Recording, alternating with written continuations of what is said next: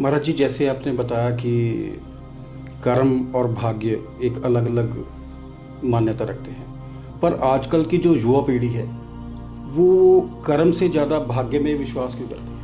लोग बिना मेहनत किए हुए प्राप्त करना चाहते हैं, सबसे बड़ी दिक्कत की बात है। और सबसे और बड़ी बात ये है कि लोग कम समय में बहुत सफल होना चाहते हैं। जी महाराज जी। जो बिल्कुल संभव नहीं है, क्यों तालियां बजा करके बिल्डिंगें नहीं बनती, उसमें बड़ी मेहनत करनी होती है। जितने भी युवान भाई बहन मुझे सुन पा रहे हैं, मैं निवेदन करना चाहूँगा कि कर्म का जो स्वाद है वो बहुत मधुर है, वो कभी कड़वा हो ही नहीं सकता और वो बिल्कुल टिकाऊ है। तो मैं एक बार नहीं, मैं 1000 बार ये बात बोलूँगा कि भाग्य का निर्माण कर्म की नींव के ऊपर ही टिका हुआ है। यदि कर्म विशुद्ध नहीं होगा, पावन कर्म नहीं होगा, तो भाग्य नहीं को भाग्य जरूर तैयार हो जाएगा। इसलिए कर्म भी 3 तरह का होता है। एक कर्म है, एक विकर्म है और एक सत्कर्म है, जो सबका कल्याण करता है। ऐसा काम हम करें। अभी मैं किसी ग्रंथ में पढ़ रहा था कि आपको दूसरों का भला करने के लिए कुछ नुकसान भी झेलना पड़े तो तैयार हो जाना, लेकिन अपने फायदे के लिए इस प्रकृति का किसी भी प्रकार का नुकसान मत करना।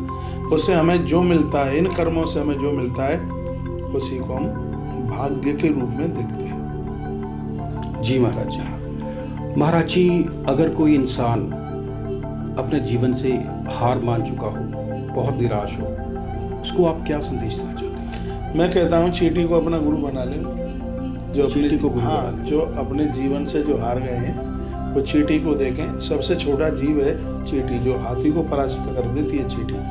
चींटी 50 बार दीवार पर चढ़ती है, 50 बार गिरती है और 51वीं बार में वो चढ़ जाती है। सफलता का मुंह वही देख सकते हैं जो असफल हुए। जी हाँ, तो असफलता तो एक सीढ़ी है सफल होने के लिए। हम लोग आज इस जगह पर आए हैं और हम हार विफल हुए, लेकिन हार नहीं मानी और आज हम सफलता का आकाश देख रहे हैं। जी। तो जितने भी मुझे आप जन जो भी सुन पा रहे हैं इस टीवी के माध्यम से, तो मैं उनको कहूँगा कि मेहनत करने वालों की कभी हार नहीं होती।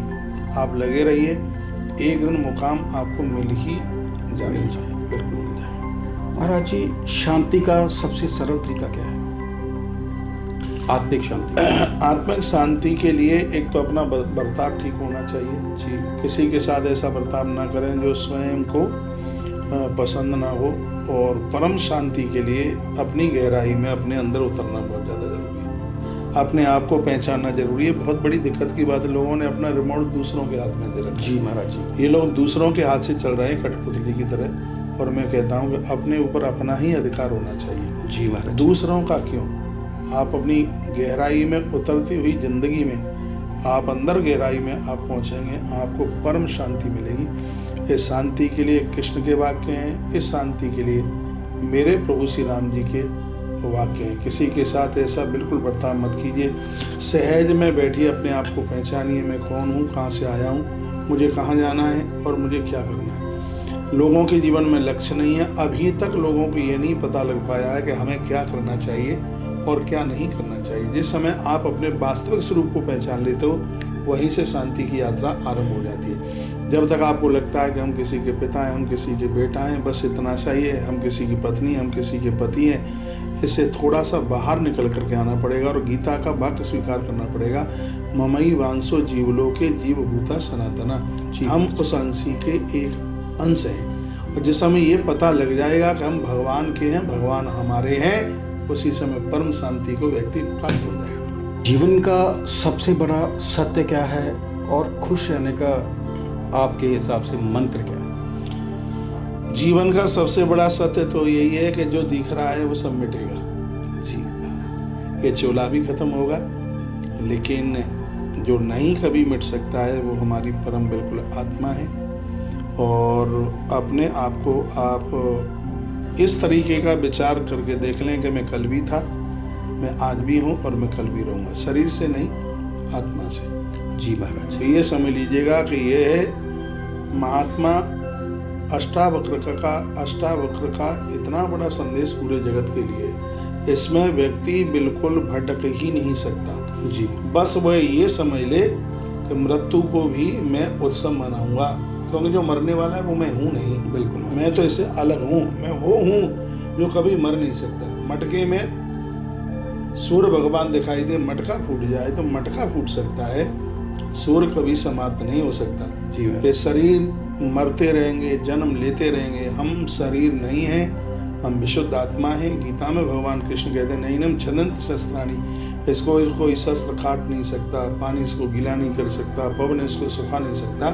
जब उस चीज़ की अनुभूति होगी तो व्यक्ति दुख को दुख मान ही नहीं सकता और वह अपनी परम शांति को प्राप्त होगा। और यही जीवन का परम सत्य है। उसको ये समझ में आ जाए सत्य क्या है। परम सत्य ये दीवार दिखाई दे रही है तो जरूर इसको कोई बनाने वाला रहा है। पहाड़, पत्थर, नदी वगैरह सब दिखाई दे रहे हैं तो जरूर इसको कोई न कोई बनाने वाला है। उस बनाने वाले को हम स्वीकार कर लें, यही जीवन का परम सत्य है। महाराज जी, आपने गौवंश के लिए जो संकल्प लिया है उसके बारे में थोड़ी जानकारी। संकल्प का अर्थ है कोई दृढ़ निश्चित करना और प्रकल्प का मतलब है उसको करके दिखा देना। तो हमने संकल्प ये लिया है कि हमें इस धरती पर गौवंश के लिए काम करना है। देखो, हर व्यक्ति किसी न किसी काम के लिए धरती पर आता है, उसका प्रयोजन है। भगवान भी धरती पर आए तो उनके भी आने का प्रयोजन था। वो कहते हैं विप्रदेन सुर संत हित लीन मनुज अवतार। भगवान भी एक प्रयोजन के लिए आए। धरती पर हर व्यक्ति आया हुआ एक प्रयोजन के लिए ही आया है। और मुझे भी ऐसा आभास हुआ है कि भगवान ने गौ माता के लिए मुझे इस धरती पर भेजा है।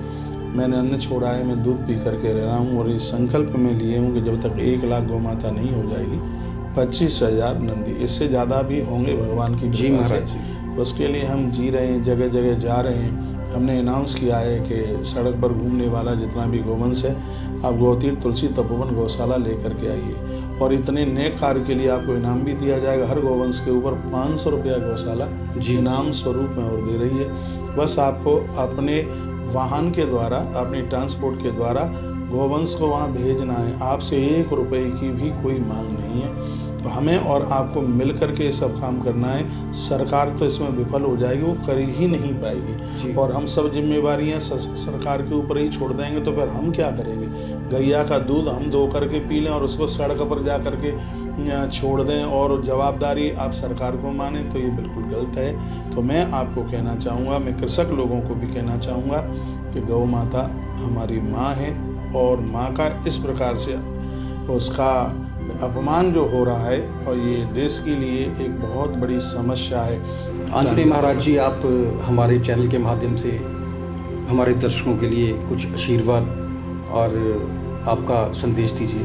NBTV के माध्यम से मैं कहना चाहूँगा आने वाले टाइम में ये चैनल बहुत बड़ा काम करेगा। अध्यात्म, सामाजिक और राजनीतिक क्षेत्र में अपनी धूम मचाएगा। जो भटके हुए लोग हैं उनको रास्ते पर लाने का काम यह चैनल करेगा। आज मुझे बड़ा अच्छा लग रहा है कि मैं ऑफिस में चल कर के आया हूँ और आपने बड़े अच्छे अच्छे प्रश्न किए हैं। लोगों के ये उत्तर, ये जवाब ज़रूर काम में आएंगे और आप ऐसे ही इस NBTV को आप देखते रहिएगा और जो हमारे और आप सबके लिए बिल्कुल कल्याणकारी होगा। मैं प्रभु से प्रार्थना करूँगा और भी महापुरुष यहाँ आते रहें, उनकी आवाज़ लोगों के कान तक पहुँचे। बस ये मैं चैनल के लिए भी मैं बोल करके ये जाऊंगा कि अन्याय के सामने कभी झुकना नहीं है बिल्कुल, और अन्यायियों का कभी भी साथ देना नहीं है। जी महाराज। चाहे कोई कितना रुपया पैसा दे और किसी भी प्रकार का प्रलोभन दे, और ये सच्ची आवाज़ के साथ में